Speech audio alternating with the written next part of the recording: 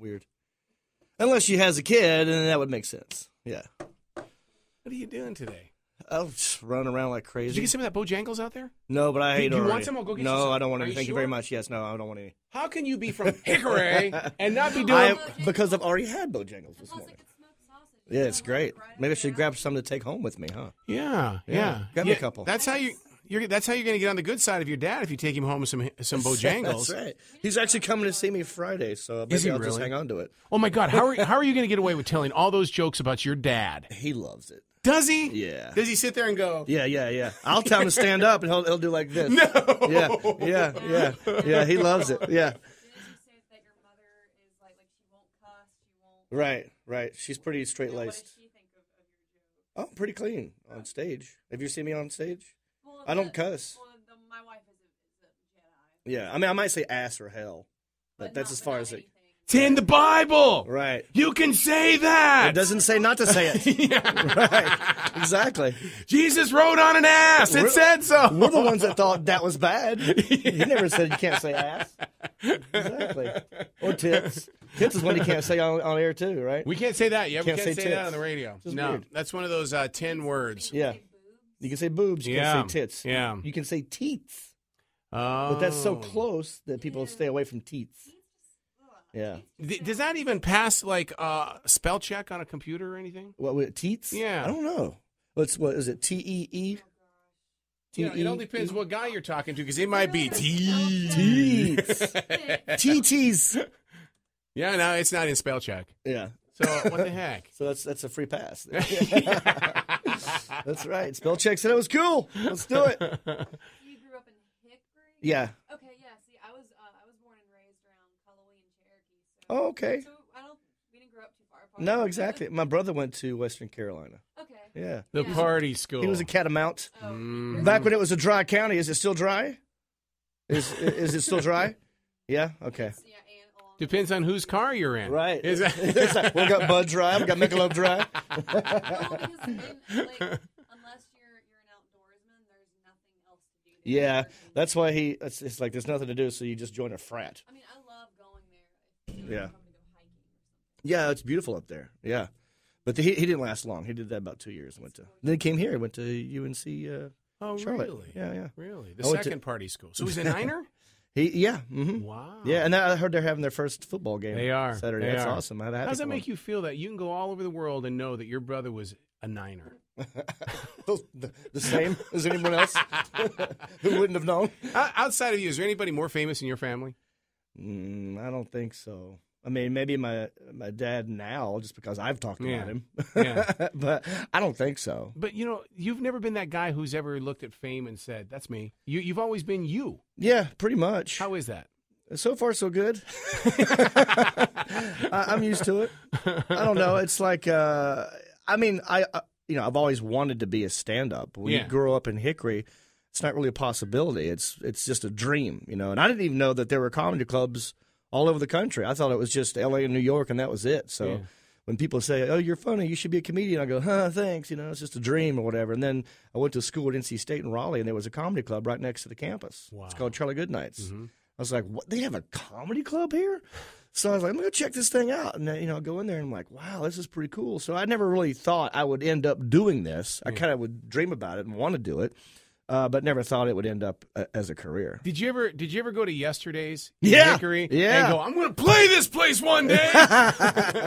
It's no longer there. They got rid of it. Yeah. I have a brick from there. Do you really? Yeah, because that's where I asked my wife to marry me. No was at kidding. Yesterday's. It was right in the middle of a bikini contest. We were going to do the Did you win? No. It was right before they were going to announce who the winner was, and I got on my knee and I asked her because I thought I have everybody's attention. Oh, that's cool. And so Larry up there at Yesterday's made sure I got a brick before they took it all away. Nice. I actually got kicked out of that place. Nice. What'd you do?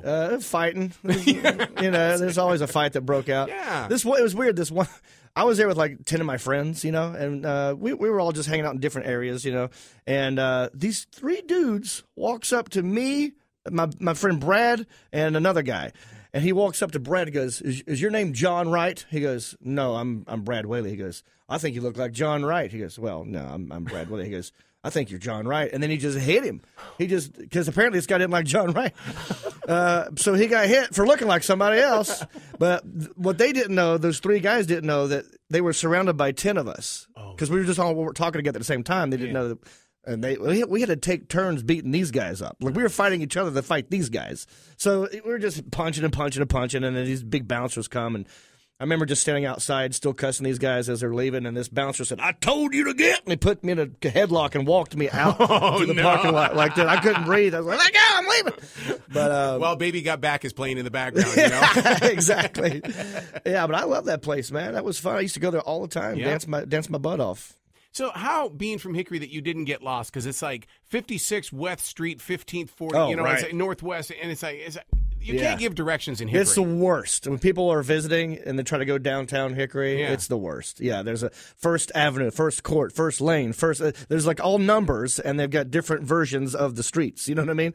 So it is complicated. But I actually grew up in Mountain View, which is like on the just the outskirts of Hickory. Out there by Granite Falls, or? No, kind of. No. Hickory, Mountain View is a little bit closer to Newton. Oh. So I actually went to high school in Newton, even though I was right on sort of the border of Newton and Hickory. Okay. So the Hickory was where the preppies went. See, Hickory High, that was the preppy school. Fred T. Ford, that's where the rednecks went. We're the future farmers of America. You know, we're the ones who grow stuff for the preppies to eat. But yeah, that's that part of Highway 16 where you're going, we're almost there. And it was your guys' house. That's right. Keep going. Mountain View. I don't know why they call it Mountain View. We got one mountain. It's not even really a mountain. It's just like a big hill, Baker's Mountain. But you can see it. So it's Mountain View. Being a total redneck, when Dale Earnhardt put his little dealership up there, did you go, damn, it's big now? Oh, it's big time. Yeah. Well, you got that one, and you got Jarrett had his place in there. So, yeah, and there's Hickory Motor Speedway, where this guy was actually raced a couple times. Are you kidding? Yeah. Really? Yeah. Wow. So it was big. Racing's big, but and the Crawdads. And the Crawdads, yeah, I got to throw out a first pitch not too long ago. Wow. That was fun. It was the hottest day, I think, on the history of in Hickory. But it was fun doing that. And I thought I better do something funny. I can't just throw a strike. That's not funny. Yeah. So then I pretended that it fell in my hands, and I just bowled it down like a bowling guy. And then I got booed for that. I'm like, wait a second. I was trying to be funny. I could have thrown a strike, but there's nothing funny about a strike. But no, I get back there to Hickory about twice a year, at least for Thanksgiving and Christmas, that kind of stuff. You're hanging out in Los Angeles. Mom and Dad still lives there. I live in L.A. now. Yeah. What part? Studio City. You know what that is? Yes, North Hollywood. Do. Yeah. Yes, I do. Yeah, I live right on the corner of Colfax and Ventura. Wow. Right behind CBS Radford. Yeah. And I used to love that. I still do, actually. But I tell people this all the time. If you want to get a sitcom canceled, all you have to do is buy a house within walking distance, and they will cancel it for you. So I was on Rodney Carrington had a sitcom. I was on that for 2 seasons, and I could actually just walk to work and walk back home. So that was the best. But yeah, I live right there. It's a nice little area. That's cool. So then, so you have no urge of coming back home just for that couple of times a year? Or? Well, I do have urge to come back home. I mean, I really want to. I miss it. But the auditions are in L.A., and I want to be, I want to go on to do my own sitcom, be in movies and stuff like that. I'm going to be on the new season of Eastbound and Down on HBO. Are you? Yeah. Oh my God. So in order to get that part, I had to be in L.A. to audition for it. And wasn't that dude on Eastbound and Down discovered in Kannapolis? What you talking about, Danny McBride? Yeah. Or the character? Yeah, Kenny Powers, the actual guy? Yeah. He maybe so. He's from Virginia, but he did go to school at Greensboro at the North Carolina School of Arts, where he met Jody Hill, which is the other creator, and Ben Best. They all went to the North Carolina School of Arts. Because he's got that Cabarrus County kind of. Oh yeah, totally, he does. He can pull it off real well. Yeah. Those guys are good at what they do. So, around Charlotte here, it was always like Gaston County and Albemarle. You guys up in Hickory, being a redneck. Sure. Was there anybody that you just said, man, they're more redneck than I am? Oh, my God. I'm not a redneck when I go home. No, I'm Hollywood. Yeah, that's what they call me. Look at Hollywood. Look at them fancy blue jeans he's got on. Did you get that at the mall, Hollywood? That's a fancy cell phone you got there. I guess you're too good for a cord. And then but then I go back to L.A. and I'm redneck. So it depends on where you're at. Because I don't think I sound rednecky that much. I mean, I got friends that sound redneck. They colorway some guys from Color Week can tell you that. But I got friends who really talk like this, kind of like Sugar Bear from Honey Boo Boo. Like, I think Lana will Miss America one day. I think she really can. Do you ever get upset with the way Hollywood will put a non-Southern person in a movie and they fake that Southern accent? Yes, that pisses me off more than anything. Absolutely. True Blood that's why I don't watch True Blood. They hired like Australians and stuff, and they just butcher it, and it takes me out of it because I know what it's supposed to sound like. That's right. So when I'm watching it, I'm going like, oh, I can't even get into the story because all I'm thinking about is how they're butchering the Southern accent. Yep. And what they need to do is have a redneck vampire on that show.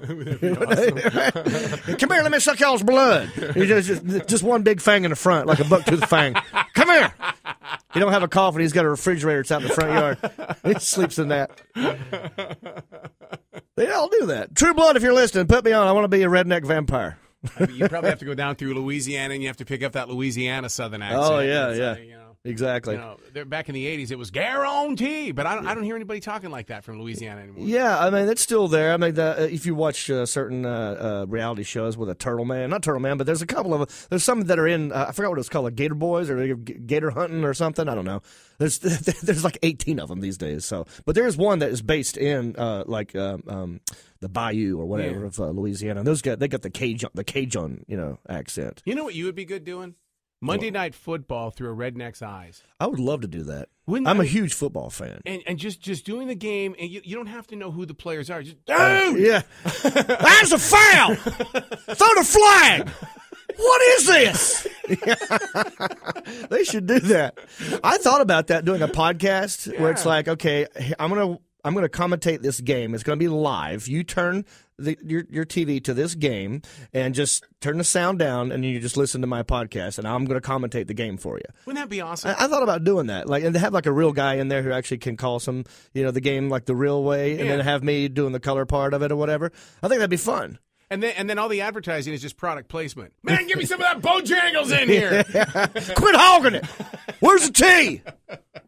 Exactly. Why did you give me that kind of toilet paper? Right. I told you I like 2-ply. This is 1-ply. I need at least 2. I have to bend it over now. I have to fold it. So did you feel like that you made it when you did the Hemi commercial, or when did you actually think that's it? I don't know. I think winning Last Comic Standing was a big one. Yeah. But even before that, I was on a sitcom, and to me, that was the dream. Still is to be on network television as an actor. I went to school at NC State for acting. I was a theater major. Yeah. But I backed into that. I wasn't even trying to. I barely got into NC State. I transferred from Catawba Valley Community College to NC State, and they had like the quarter system, and the NC State has a semester system. Okay. So when you try to transfer, it's like, does not compute. So I basically had to start over. And it wasn't like I could just get in. They had this thing called the Lifelong Program where you can take one PE and 2 classes, and if you do well, they might admit you as a full-time student. I did that for 2 semesters before I finally got in. I thought, that was hard. I better pick something easy. What's the easiest major? I didn't even know what I want to major in. I was like, what's the easiest? I was like, I don't know. What are the athletes taking? Okay, theater, I'll do that. So I just backed into it because I thought it'd be easy, and then I got in there and actually fell in love with it. And then, people told me I was decent at it, and they wanted to work with me, and I just kept doing it, And then comedy came after that. Did stand-up later. And this was up at State. Yeah, NC State. So you're Wolfpack. I'm a Wolfpack. That's right. Oh, really? Yeah. One of my favorite memories of being at NC State is I told you I'm a football fan. And for whatever reason, Duke and NC State, when they play football, it's always a close game. Even if Duke is horrible and we're good, or vice versa, it's always a close game. And I remember it was like a Thursday night game or something, and it was a blowout. We were killing Duke. It was like Duke was killing us. Mm-hmm. It was like 27-3 or something, and it started raining. And everyone, let's get out of here. So all the students just start leaving and to go out in the parking lot and finish drinking their keg beer, So, and back then you could go back into the game as long as you had your ticket stub. So anyway, everyone goes back in the parking lot and they start drinking. And sure enough, we start coming back slowly and slowly. And before you know it, it's fourth quarter and it's a tie ball game. And all these students who have been drinking come running back into the stadium and they're soaking wet, hammered. And sure enough, we win the game with a last second field goal or something, and everybody just rushes the field to take the goalpost down. And I'll never forget this. There was one dude who made it out to the field faster than the rest of the crowd. Like he was leading the charge to the goalpost. He was probably about 20 feet in front of this crowd. Like he was fast. And he'd come running out of nowhere, like 8 cops come and just grab this dude. And the crowd saw that, and they turned around and took the other goalpost down where there was no cops. So this one dude took the bullet for everybody. And we tore the goalpost down. I rode it out of there. It was awesome. It's like the guy at Tiananmen Square, that stands out there in front of the. He is like, right. Not everybody was going to be behind me. Come on, guys! I thought we were a team here. Yeah. So yeah, I miss old NC State. Yeah. What's the craziest thing you did on the Catawba River growing up? Well, I didn't go there that much. Really? But when I did, I had a blast. I mean, we'd go tubing. Tubing's the best. Yeah. Tubing is like the leisure activity for the lazy alcoholic. You know what I mean? Because it's the only time you can drink and pee in the same spot. And nobody cares. What are y'all doing? We're pissing! This water's warm today. You're welcome. Yeah. So it's fun. And if you have a friend who's got like a speedboat, it's always fun to go skiing. But you don't even need to have skis to have a good time with a speedboat. You can pull anything that floats. Right. Air mattress. That floats. Got air in it. Fiberglass awning. They float. I saw a family of 4 have a great time in an old garage door. It would. It floats. Where do you find your connection to the next best joke? Are you watching TV or are you sitting at a Panera Bread? Oh, I kind of watch TV. I got to see what people else are watching. You got to be able to identify with them. So I kind of see what's going on, and then go like, oh my God, I got to talk about this. Yeah. But mostly I try to keep it personal. Mm-hmm. Like I find for me, what makes me laugh the hardest is when someone is telling a story that happened to them. Not like they're reporting on someone else, but something that happened to them. Like for me, when I was a kid, Bill Cosby was a big influence because he had this special called Bill Cosby Himself, where it was just him in a chair in an audience, and he just told stories, and they were hilarious and clean, and everyone could enjoy it. And I kind of like that. That's the second time you've said clean. Have you made that your goal? Not on purpose. It's funny. I don't think I'm a dirty comic at all, even when I don't have to be clean. Yeah. But I think it takes a little bit more effort to try and be funny and clean. It's a little harder, I think. And I have no problem against people who are dirty comics. You know, some of my favorite ones are dirty comics, but I prefer for me to be clean. Because I was.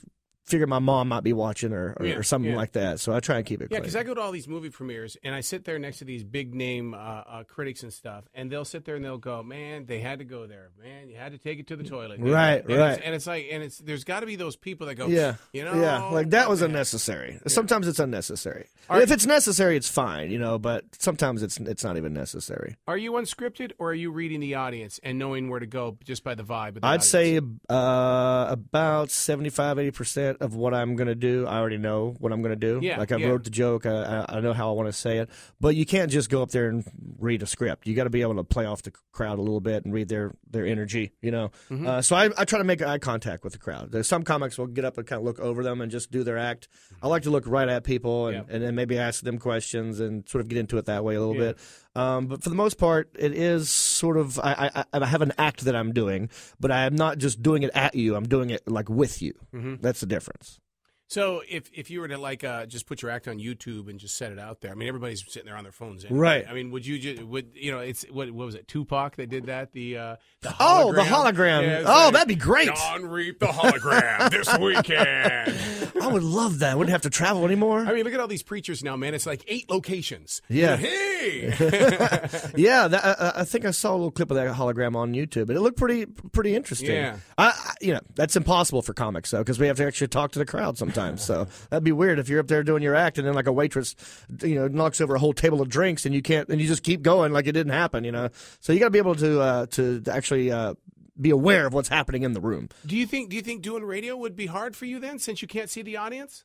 It's different. I think it's hard. I mean, what you guys do is not easy because you're not even sure if it's going over well. They're looking at me when I'm talking. I really do, but you just don't see them. You don't know. I did some podcast stuff with a buddy of mine, and it's kind of like radio, but you never know what the feedback is. With comedy, it's immediate feedback. You know right away if it worked or if it didn't work. With radio and TV or film, you don't know until someone tells you like a week later or something, or you look at your ratings and you find out how, what the feedback was. So that's hard. And then, of course, being here every day, and coming up with fresh content all the time is not easy as well. So hats off to you guys. I don't think it's easy. But we never have to find it. We don't have to hire people to find our stage, though. That's true. So you know where that is every day. Right. You know exactly the best way to get there. So you want to do television. What do you think is the one thing that is keeping them from saying, you're my guy? Is it because television hasn't rediscovered real comedy yet, and they're still stuck on reality? Partly, I mean, that's just things are changing all the time, so that's part of it. I think part of it too is it's weird. It's like L.A. does not get Southern culture. They don't understand it. They don't know why it's funny, and then that's why you probably won't see guys like Larry the Cable Guy, Jeff Foxworthy, Bill Engvall, Ron White having their own TV show. Right. I mean, they do well. They're a huge success, but that's because they did their own thing and they made a movie out of it, and they believed in themselves and they invested their own money in this stuff. L.A. they would never have done that. But so it's hard for a Southern guy, believe it or not, to make it in Los Angeles. There's no better comedy than a Southerner. I agree. Oh my God, I agree. I mean, the stories. I mean, some of these stories about grandparents and just the sister. Right. Exactly. No, you're right. I mean, that's why. That's why I'm loving Eastbound and Down because it is Southern guys who have made their own thing. Luckily, Will Ferrell has a sense of humor. Yeah. And he saw this movie that Danny McBride and Jody Hill made called The Foot Fist Way. Yes. Yeah. Have you seen that? Yeah, I did. That was filmed over in Kannapolis. Yeah. Yeah. Exactly. Yeah. And so he saw it and thought that was hilarious. I want to get to know this guy. And they created Eastbound and Down. Yeah. So that's why I'm loving this show is because, it's an HBO show, so they can say what they want and do what they want. And they can be as crazy as they want, which I love, first of all. Secondly, it's based in the South, and it's a nice portrayal of the South. It's not like someone from outside of the South coming in and making fun of it. It's guys from the South making fun of it, but in a it's like your sister or your brother. You're allowed to make fun of them, but outsiders are not. Yeah, you know what I mean. Yeah. So I'm loving that part of it. So what if you were in Los Angeles and you could bring a piece of Southern yard art? Now keep in mind Southern yard art. Oh, what would you drop on your porch or in the backyard and make sure that you protect it? I mean, you'd fight for it, man. You just can't take that away from me. Southern. Well, let's see. I don't have a front yard. I have a little just a little porch. Not even a porch. It's more of just like a stoop. Yeah. And I got a grill out there. I got one of those water hoses that shrinks and expands. Oh my God. The flexi hose. I love that thing. I feel like I'm doing something naughty every time I turn it on. I was like, "Is this legal?" You have to get some Viagra for it in about a couple of months. That's what it feels like. It's like, but let's see. Right now, I've got like this turtle.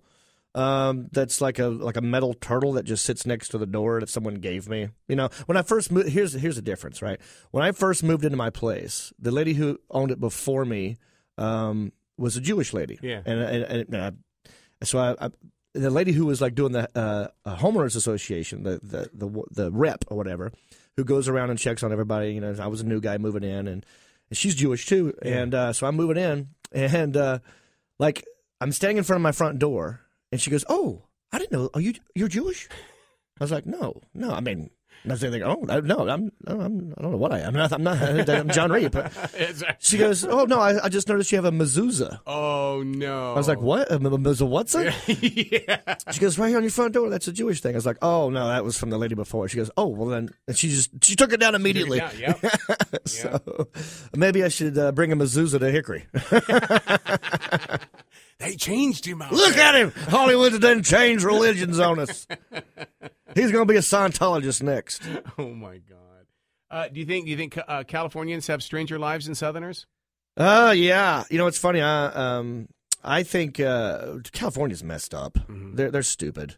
I mean, it's like California is like a hot blonde that never had to really do anything, but people always loved her because she's a hot blonde. Right. And she gets by on just being a hot blonde. Whereas like North Carolina is like the cute sort of brunette that's smart, but has to work really hard, to get the guys that she wants. Whereas LA is just dumb, But they got nice weather and they got nice mountain ranges and beaches, but North Carolina is like, well, we got 4 seasons, but they actually work harder. I think North Carolina is way better than California. I mean, just look at the stats. Like California is so in debt, North Carolina is not. So, yeah, I miss North Carolina. I wish that the entertainment capital of the world was here in Charlotte. We're going to have to move you to Wilmington then. That's where we shot Eastbound and Down. I was there for all summer. Awesome. I love it down there. It was all over the news this morning that California has announced that they're in an emergency crisis now because Hollywood is not making movies and stuff. They're going to have a film czar. Did you hear about that? Yeah. So it's and everything is. That's how stupid they are. They ran their own business out of the state. Yeah. And people go to Vancouver, they go to North Carolina, they go everywhere to shoot. But California, that's how stupid they are. So right, final question. Let's say that Jon Stewart's success in doing this new movie puts him back in the Hollywood, and they come to you and they say, we need you to run that show. Do you take over for Jon Stewart? Because you're connected, you've got personality, and you know that you can reach beyond that screen. Do you do something like that? A question, yes. Good for you. Definitely. Do you have? Wait, are you proposing something? That'd be great. No, I'd love to do something like that. I think my dream would be. I like doing movies. I was in Harold and Kumar Escape from Guantanamo Bay, and I did a movie called Black Sky, which isn't out yet.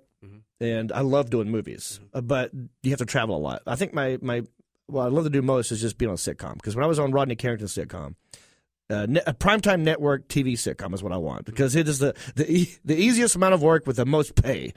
And I can walk to work and walk right home and not have to travel as much. That's the goal, What do you do with all the downtime, though? Because I was just on a set. There was so much downtime. Right. And I tried to befriend all of the union people. They won't talk to me. They won't talk to you. They say, come on, I'm a good guy. Yeah. It's a lot of hurry up and wait, isn't it? It is. It's like, hurry, we need you over here. Okay, just hang on. Stay right there. We're going to come back in 5 minutes. Where is he? Yeah, that's that. How do you deal with that? You get an iPhone with games on it. There's Facebook. There's other people that are also bored. You talk to them, So there's ways to feel. When I first moved to LA, I was an extra for a while. Yeah. And that was weird because I kind of wanted to see what that life was like, And so I remember I was, the movie Ali with Will Smith. Yeah. I'm in that movie. Really? But you'll never see me because it's a stadium scene. So they're fighting, and there's this huge stadium, and they have to make it look like it's packed. But they can't afford to pay all these extras to sit in every seat in this stadium because it's gigantic. So what they do is they move them around depending on which way the camera's facing. But since it's so big, they had to get people up in the cheap seats, too. So I'm sitting under the cheap seats by myself. They can't afford to fill them, so they got cardboard cutouts of people. I'm sitting next to cardboard cutouts that are on a stick, and I got to move them back and forth just to give it movement. And I remember just like doing this, thinking to myself, this is why I came to L.A.? to move cardboard cutouts of people and get for a box lunch and $35? This is horrible. But I learned a lot just being there and doing that, So yeah. Why aren't you directing then? I haven't gotten the opportunity, Okay. If it comes up, I totally would. Dude, you got a smartphone? That's true. Start making movies. I did direct. Then I did direct some stuff. Actually, I directed. It wasn't for the wiener guy up there in New York. No, was it? Okay. No. I need you to move to the right. I did. I did a fake. The song "Moves Like Jagger." Yes. I did a spoof of that called "Moves Like Haggard," Merle Haggard. And it's not about Merle Haggard. It's about a chick who looks like Merle Haggard in a dress. And you can find that on YouTube. I wrote and directed that video. And then I did some sketches for my DVD a while back called Jon Reep, Metro Jethro. There's one called Hoarder. The show Hoarders. Yeah. I did one where the song Jimmy Crack Corn and I Don't Care. I was like, what? I don't even know what crack corn is. It sounds like a drug. It sounds like an inner city hillbilly drug. What happened to Jimmy? He's stuck on the crack corn. I don't care, but he is. And so I made like a fake intervention about a guy who's addicted to crack corn. Right. And so that was one we did. I said Hoarders Intervention. And then I did one, God, what was the other one? Oh, where I go into a Warner Brothers meeting about my DVD, and they don't think I'm Southern enough. Oh. So they hire a guy to come in and teach me how to be Southern, and it's just horrible. So, yeah, I directed those. So that counts, awesome. right? Yeah. That's awesome. So do you still feel like you're undiscovered then? It's weird.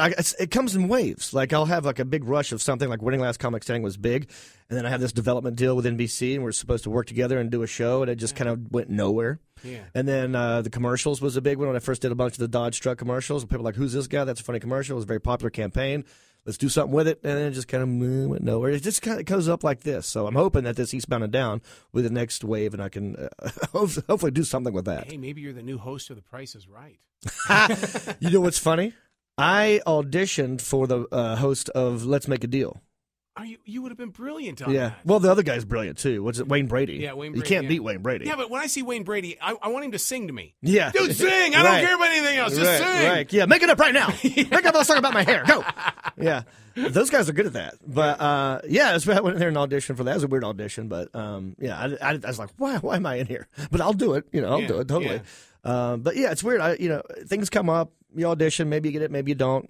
Hopefully, Eastbound and Down will parlay into something bigger and better. Absolutely. Ladies and gentlemen, Jon Reep. Thanks, guys. Yes. The Carolinas' very own Jon Reep. Yes. What is your website so they can go to your website? Go to jonreep.com, JONREEP.com. I'm on Facebook. I'm on Twitter. I'm on Instagram. Just type in Jon Reep, JONREEP, and you'll find me. What the hell? Your parents couldn't afford an H or something? My dad said he didn't want me named after a toilet.